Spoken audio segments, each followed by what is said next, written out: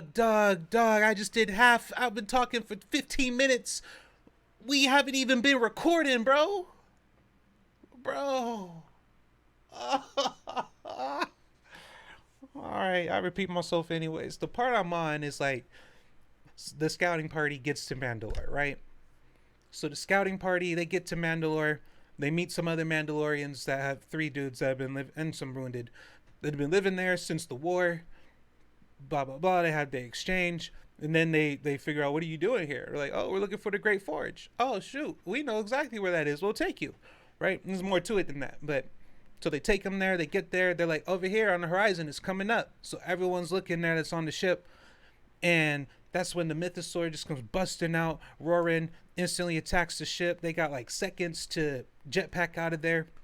And actually, in the scene where they're all fleeing, you can see shrapnel and rocks from the explosion from the mythosaur, like actually like hitting and taking out some of the Mandos, which is kind of cool. A little attention to detail stuff. Right, and it's crazy how like now all of these people have seen the mythosaur. Some of the people like the Night Owls who didn't believe in it at all, right? Then you have the people from Din Djarin's group that believed in it, were taught and raised to believe in it, but now it's like they actually see it, you know? So they're like, oh, they're freaking out that they saw it. Like, yo, we just saw that. But they can't really enjoy it because it's angry and is mad because there's been a lot of noise on that planet recently and it can't sleep no more, right? So he's angry, he's fighting. But the person that didn't get to see it is the armorer, right? She was like, you know, she had that whole exchange with Bo-Katan, and it was clear that she was excited and wished that she had seen it and wants to see it. And she believes it's really a big deal that it revealed itself to Bo-Katan. Now it revealed itself to Bo-Katan first, right? And clearly she wanted to see it, but she was away on a mission when the mythosaur reveals itself. So I feel like that kind of sucks, and I hope they come back to that point. So yeah, they go in there, they find the Great Forge. We're getting some like story, you know, the Forge used to be the center place of our civilization. Then we have the two groups starting to bond and connect and relate, where the dude I call Gatling, you know, he's like, oh, you used to live here? You know, and now they're like talking, he's like, yeah, we used to live here. And then the other girl, you know, we all used to live here, right? You know, she chimes in, da da da, and then they hear some jetpacks and they look, and at first they think it's more Mandalorians, right? And then they get close, they go like, wait, those aren't Mandalorians. And dark troopers. They're stormtroopers in Beskar armor with jetpacks, you know, and they show up, ting ting ting ting ting, bullets are bouncing off of them like they're Mandalorians, and it's cool. But you very quickly, you know, once the Mandalorians get themselves together and assess the situation, right, you very quickly see why their dark troopers still aren't Mandalorians. Sure, they got the armor on, right, and they're not like one shot easy marks anymore, but now, you know what I mean, but they still don't know how to fight like Mandalorians. They're still not Mandalorians. So anyways, it at this time appears to be a random group of dark troopers. Now, you don't know they're called dark troopers yet.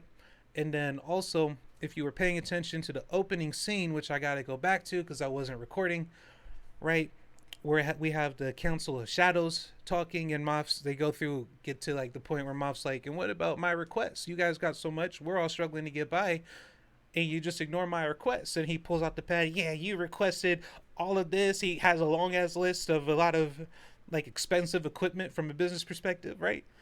And then they go like, what do you even need this for? Like, this is a lot of security. What's your threat? And then he goes, Mandalorians. They're getting back together and they're going to take back Mandalore. And the whole room just, And then he goes, in agreement, none of us want that to happen, right? And they're all like looking around. Mm-mm. And then they're like, okay, fine, you know, you'll get it, right? And I'm thinking, dog, all this is happening. Mandalorians are still exploring Mandalore, right? They didn't send their whole people down. The rest of their fleet is in space above the planet. I'm thinking like, dude, the way Moff Gideon works, as soon as he gets this, he's going to be there. He's going straight there. Right, so every time they cut to the Mandalorian fleet floating above the planet, I was like, yo, he's gonna pop up out of hyperspace and just start going at it. But he did it. And it was kind of cheesy, but the reason why he didn't do that is because, well, he was already there. that's what they, that's how they spin it. He was already there. He knew. Right, so I think for the sake of me loving Star Wars, I'm gonna make that work. It wasn't just convenient that he happened to be there already, or it wasn't like I knew exactly if all the places in the galaxy what you would prioritize and what you would do right now and where you would do it at. Right? Instead of like, well, they could go look for this clan, or could go look for this clan, or could go look for this clan, or they might go back here first. You know what I mean? There's a lot of possibilities. There's no way he could have known. So my retcon of that is this has always been his primary base of operations.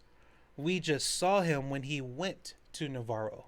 Right? When Luke showed up, he was on a ship in space. But this place, Mandalore, the Great Throne, the Great Forge, that was always his base of operations. You know, that's how we're gonna retcon that situation. So when he got the new units, they actually went directly there, so they would have been there too. So yeah, they're going down there. They realize these are dark troopers, and they're like, "Oh, we got them running away," because there's like three left. They took out most of them anyways, despite them the troopers having uh, Beskar armor. So they chase them down the hallway. It's very obviously they're leading them to a trap, but they get to the trap, and then more come up, and then that's when you get the reveal, dude. There's a whole entire Imperial base built, established, with ships and everything already here right now. You know what I mean? So none of them were expecting that. So they get jumped.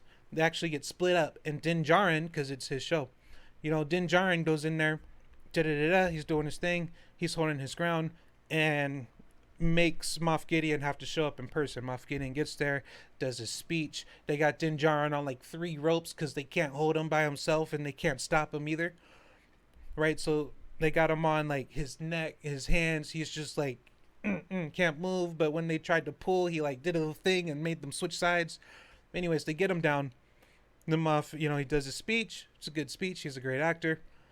Sends him away. And then he goes, open the doors, because they were locked by doors, right? And then he goes, open the doors, kill them, telling his troops. Then he jets off, you know, like, he jets off like a little unicorn or something. Whee! But his helmet was sick. I admit, when he came down and plopped down, I jumped up. I was like, dog, if that's also Moff Gideon. And then I started thinking about it. When we saw him go to the meeting, he was wearing something very similar, if not the same suit, just without the helmet. So, and then they had the reveal. I thought that was cool. Right? I was complaining for most of the season that, dude, the season's almost over and we still don't know who is our antagonist. Right? It turns out it's Moff Gideon. This scene also answers the question of whose Beskar we saw in the shuttle that was transporting him when he was a prisoner. When we saw Beskar armor, I had my theories about who kidnapped him. I thought it was Gatling, but it wasn't. So, and Gatling's not the character's real name. I just call him that because he has a big Gatling gun, and I don't know his real name. Right, but anyways, I thought my theory was Gatling, and I could go into that, but we're not going to do that right now. I'm at 8 minutes. I still got a lot to say.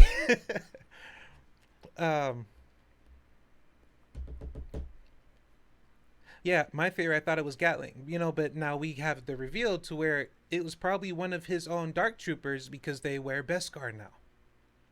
Right? Right? He had his own people rescue him.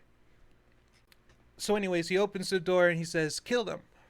Right before that, you know, Bo-Katan and Gatling, who, you know, they listened to each other because this is the way, but they didn't necessarily agree on things. But they look at each other and she tells him this is the way, you know, because she had already had a big reveal about a deal she had made in the past with Moff Gideon, da da da da, and this really is a redemption arc for her.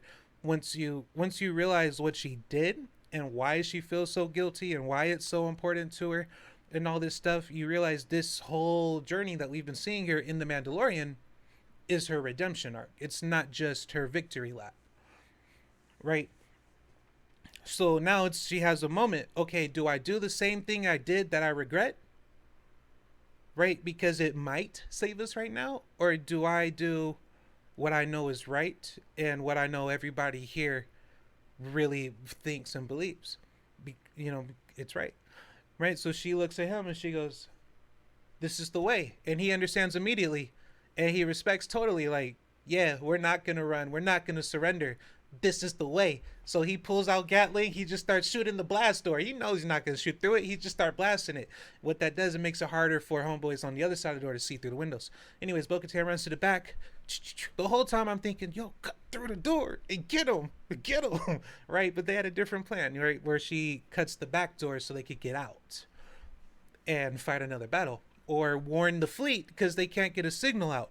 I'm gonna come back to that very shortly. So she cuts out the back door. They get out. They all go out to escape. And she looks back. She goes, "Come on!" And he's like, "Nah, I'll cover the rear." Right? He stays back. He's blasting. Everyone's getting out of there. You see Grogu's robot get out to remind you he's still in the show. Right? So like shows him getting out, but you ain't seen him in 10 minutes. You know what I'm saying? And the blast doors are open because Moff said open the doors, kill him. So Gatling's on the other side of the door now, and then he closes it behind him because Bo-Katan's waiting. So Bo-Katan looks a little longer and thinks, and she doesn't say it, but she ends up leaving because it's like I'm not gonna disrespect his sacrifice, and I know this is the way. And had we been in different positions, I'd do the same thing, right? Because they're Mandalorians. Earlier they had this whole thing. There was no one in the galaxy there was no force that could beat us as Mandalorians. We were always only defeated by ourselves and our divisiveness. Right? So she said that earlier and blah blah blah. So like, as Mandalorians you have a lot of common even if you're from a different clan or group. For the lore stuff, so his moment, because I started my last review with that while the credits were still rolling. But I forgot to press record. So, cool. When we're back on track, this is like where I started last video. So, Gatling, he's back there, sacrificed himself, just him by himself, right? And we've seen him with all of them versus some of the Dark Troopers. And yeah, they won and they got some running away, right? But it wasn't like a clean, easy peasy battle. You know what I mean? They lost one or two Mandalorians in that battle. Anyways, so now there's like, I didn't count, 6 or 7 Dark Troopers out here. And Gatling's there by himself, takes out every single one of them. Every single one of them. And it's so funny because they thought they were safe in their Beskar armor, right? But they don't know how to fight. They're still stormtroopers. They're just wearing shiny armor. Anyways, he takes out every single one of them, even with his gun jamming. And then we have, I don't know their official name, but we have the dudes in red that guard the Emperor. Those dudes, they show up. And it still takes 3 of them to take out this one Mandalorian. Right? Their swords were kind of weird. So they light up. The swords light up, right? Kind of like electricity they could fight against and resist lightsabers. What I never considered before is the heat and the intensity they need to be at to withstand the white lightsaber, and with that being the case, can also pierce through apparently Beskar, which is also weird because when Ahsoka and Din Djarin fought, we learned that a lightsaber can't pierce Beskar. So that's very interesting how the first sword looked like it pierced the Beskar from every angle conceivable. The other swords clearly went through in the spaces in between the armor. So I'm interested, and I'm going to rewatch it right after this, of course, right? But I'm interested to see when I get back to that scene, like, did that first one actually pierce Beskar? Because that doesn't really make sense. But the fight was cool. The situation was cool. And even though they're the bad guys, and I like Gatling, he was like one of my favorite characters in the season. Even though that's the case, when they did finish him, and he didn't go out like a punk, dog. I almost thought that he was going to be like, close the door. It looks at him, go into a a flurry of shots, but then it just cuts scene to them. I didn't even think we were gonna see him die, but we did. And he had a good fight. Like I said, took out every dark trooper, um, put up a fight against the three Emperor's Guard, and then ultimately he lost. And when he went down, he was like boom on his knees, his facing straight. You don't know where he's looking. He's wearing a helmet, but then he like falls, and it's a good for the armor, for the sound that you expect of those materials hitting each other. It was a satisfying sound effect. Star Wars has always been on point with the sound effects and the music, though. Right, but then you see the three dudes just turn around and walk off. Yeah, man, did that? Yeah, yeah. Right, you know what I'm saying? They walk off and stuff like they did something all proud, even though it took three of them. Anyways, yeah. So that's that scene.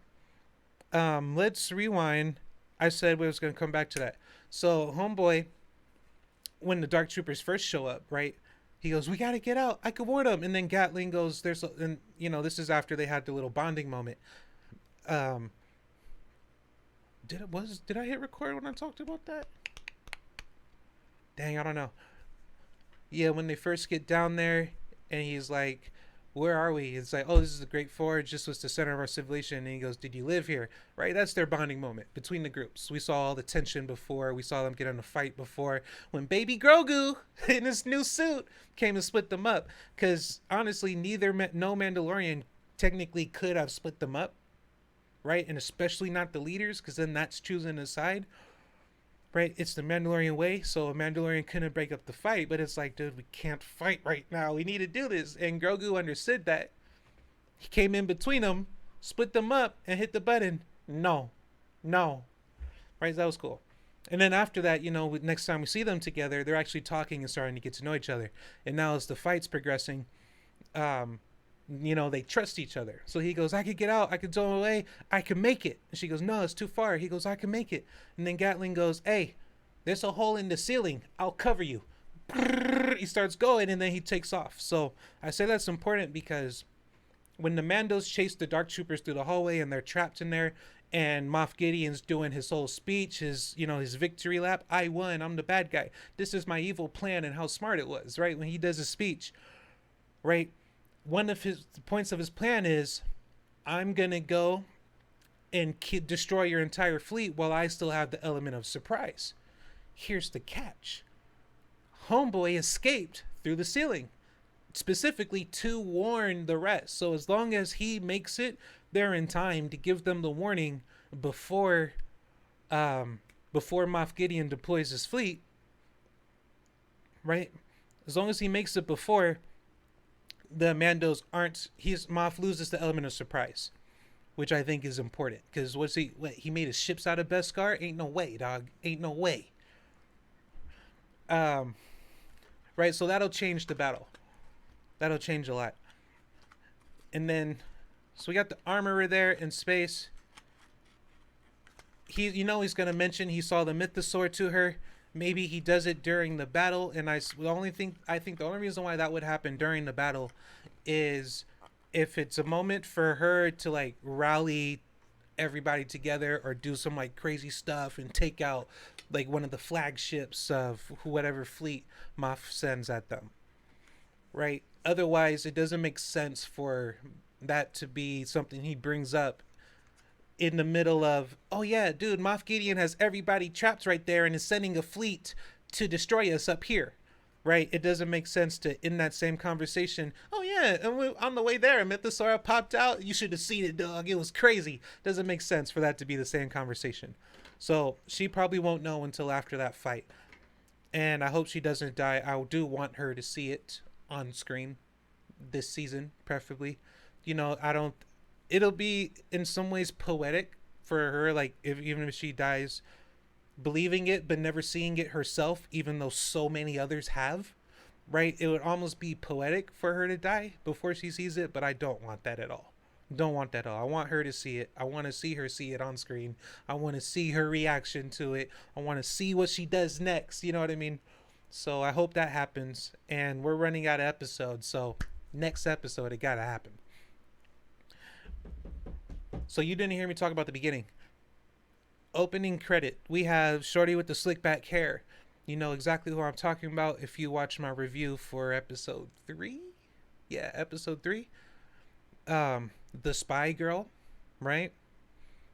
So it opens, we had been asking the questions before when the mayor of Navarro, or I'm sorry, yeah, whatever. When the High Chancellor of Navarro sent the message to the New Republic dude, and he was like, "Oh, I'll just go talk to him and tell him they need help."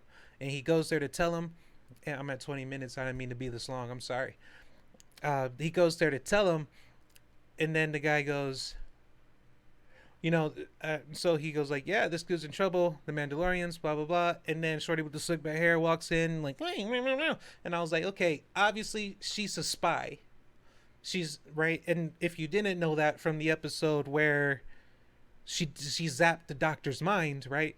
Now you know she's a spy. She works in the best office imaginable. That it's unbelievable that somebody with her criminal record would be able to work in that office. You know what I mean? But anyway, she does, and so she sees everything that comes to the New Republic, right? And now she just kind of casually walks into the office of an important meeting that was totally unacceptable from a professional standpoint, right? Totally unacceptable. It just kind of walks in there with nothing important, just like, "Hey, I'm gonna go get some food. Do you want something?" "Oh, what are you talking about?" "Oh, I know all about that. What's going on?" And then he tells her every detail. That was so ridiculous. But anyways, so we knew she was a spy, and we were wondering, and I said out loud, like, who is she? I know she's gathering info, but who is she reporting to? How is she getting this info out? Isn't she on a program? Isn't she being watched? Right? And who is listening to her? Because Moff sent her there, but currently, at that point of the episode, Moff was a prisoner of the New Republic. How could he be receiving this intel and be able to do something with it?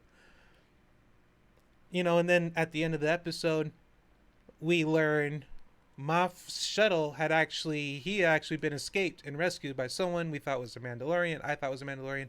Then it turned out it's one of his dark troopers because they were Beskar too. Right. Anyways, this episode today opens with Shorty with the slick back hair, meeting a Sentinel probe, doing their security check-in, and instantly Moff Gideon. So it's like that answered that right out the gate. Now we see that Moff Gideon's there, and then when we go to Moff Gideon's side of the hologram, at first I thought he was in some like underground like dungeon or whatever, someone's prisoner like secretly passing this, and then the camera pans out and he walks on. I'm like, dude, this guy is in a top-notch Imperial base, bro. It definitely wasn't a Mandalorian that brought him here.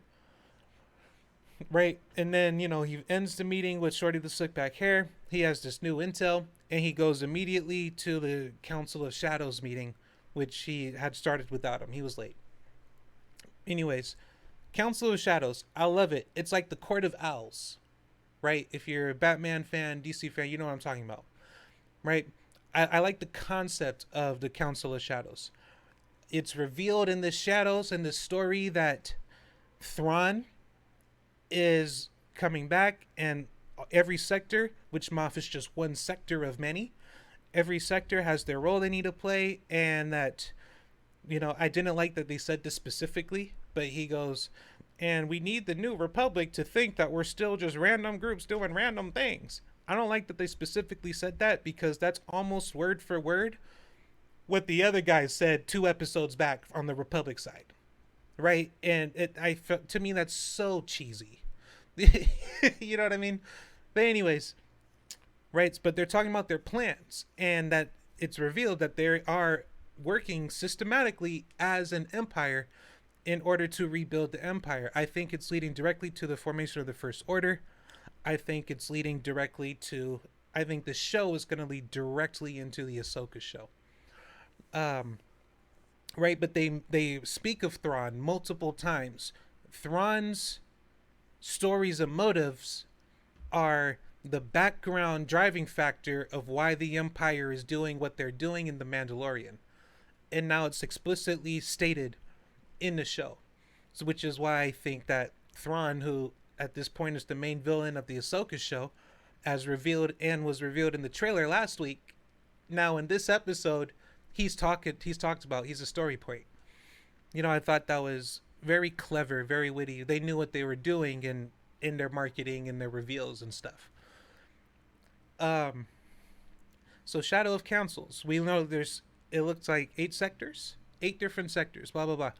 2 guys in the group have all the resources they need for whatever they want to do. The rest of them barely have enough to get by. Moff Gideon brings this up, and then he reminds them of his request. And they ask him, "Why do you need this?" And he goes, "Because the Mandalorians have gotten back together and are gonna take back Mandalore."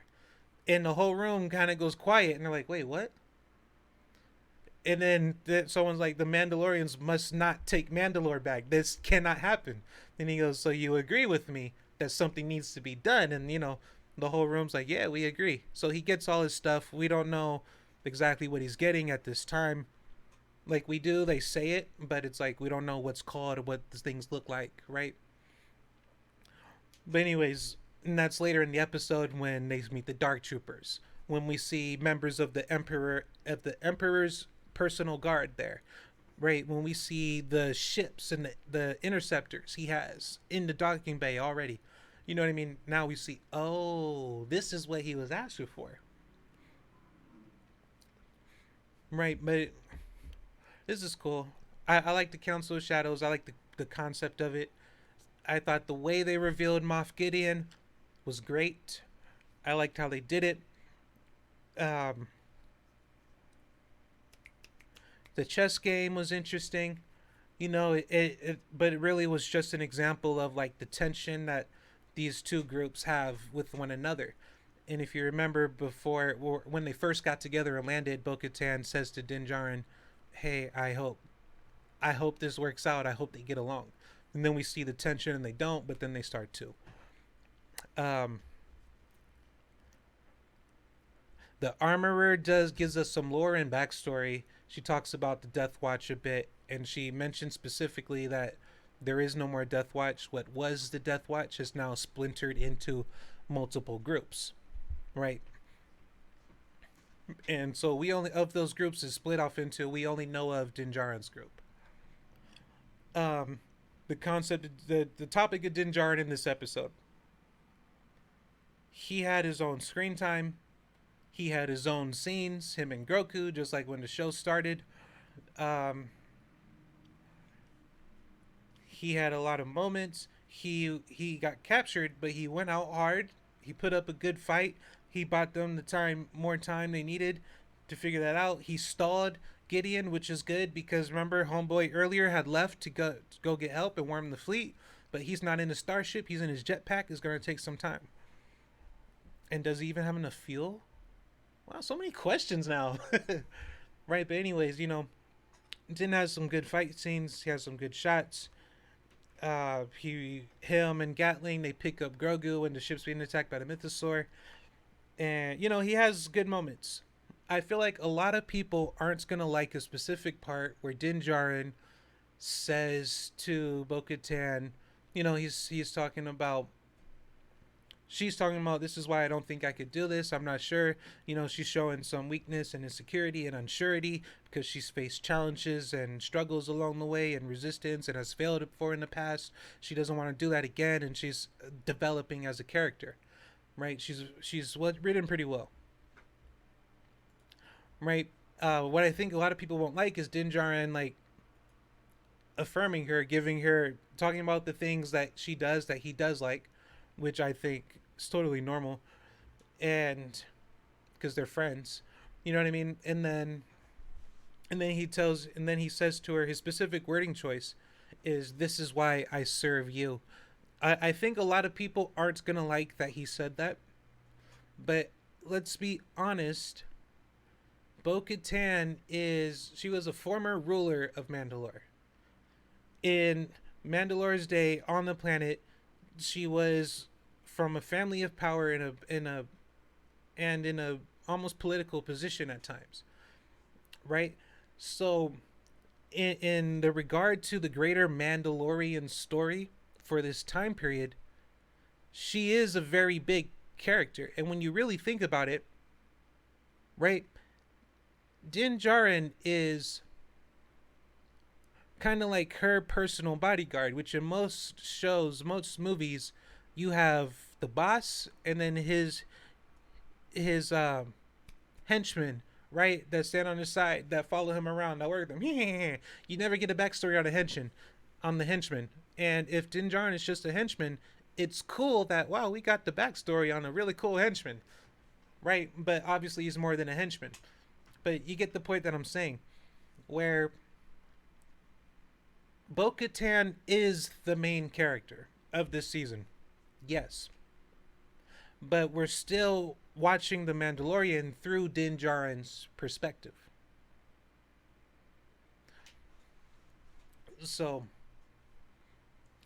and then him saying, like, what we respect is honor, loyalty. He's going down the list and he goes, this is why I serve you. It's not to mean that, oh, like, I'm your slave, I'm whatever you want, yes, mistress. Like, no, that's not what he's saying. He's saying, this is why I respect your command and follow your lead. That's what his statement means. You know what I mean? Because at the end of the day, Din Djarin is just another Mandalorian. I know that's hard to say for a lot of people, but when the show started, the reason why we started with Din Djarin is because of the way that their group worked. Only one out on the surface at a time.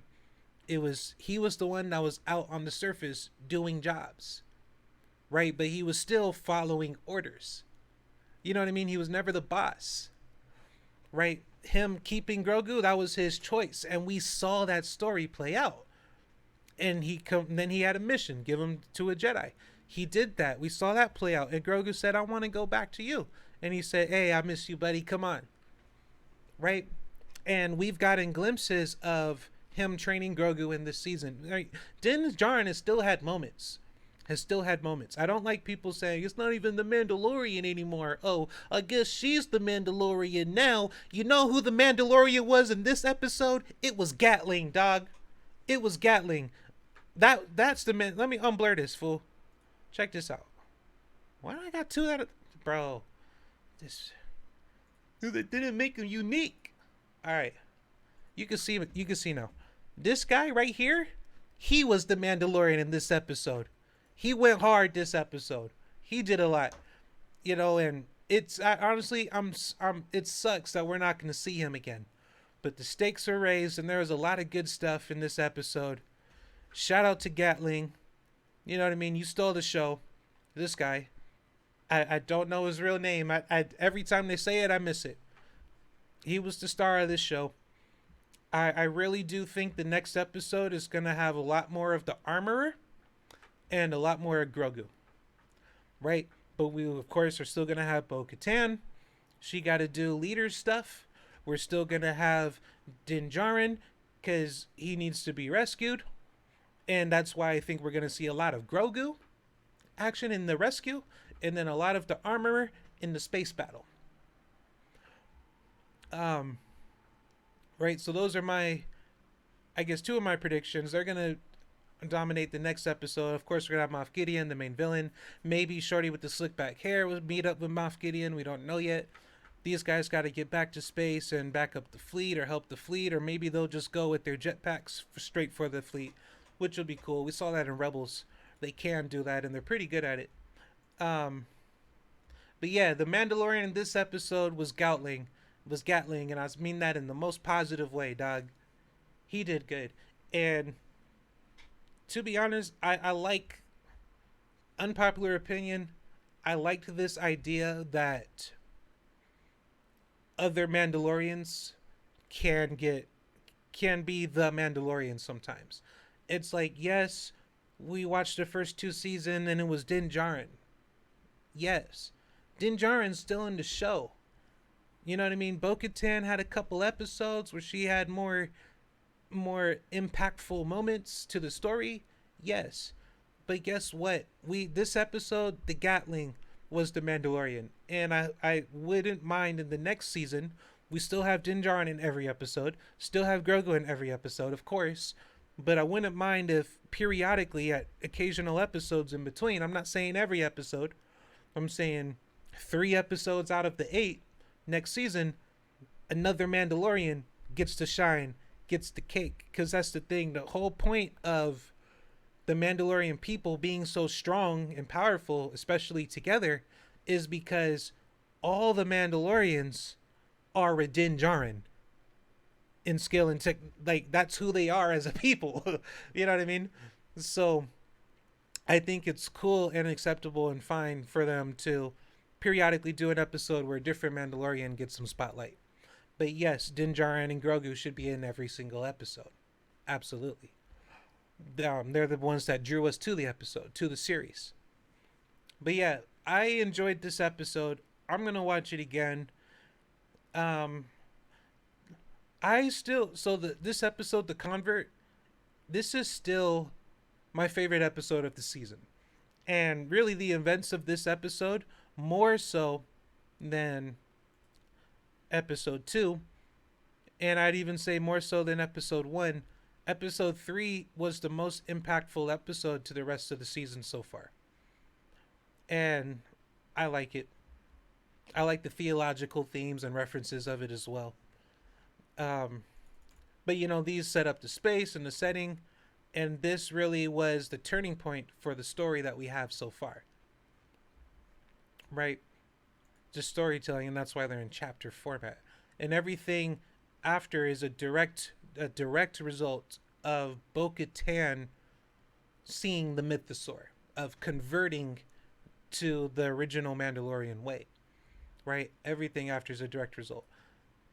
Um, Not Moff Gideon having escaped, but you know what I mean. The Mandalorians being there for Moff Gideon's plan to work, right? Etc. Etc.